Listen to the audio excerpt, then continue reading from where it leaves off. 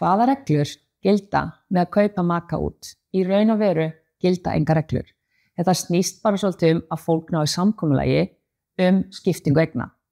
Og stundum ákveður annar aðilinn að kaupa hinn út. Það getur mjög þægilegt vegna þess að sá sem keyptur út, hann fær bara greiðslur og flytur og hinn bara greiðir honum út. En þá þarf að finna kaupverðið. Það eru nokkra leiðir til að finna rétt kaupverð.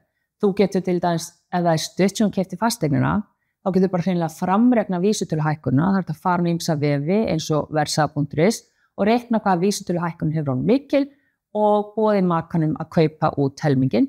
En þá er líka gott að hafa í huga ákveðni markað ertu til dæmis á kaupendamarkaði, þá er eðlilegt að eignin færi kannski aðeins undir vísitölureikningin og þú ert ekki að greiða sölun heldur skjalagerðargjald og það getur munað minna og taka það allt inn í reikningin.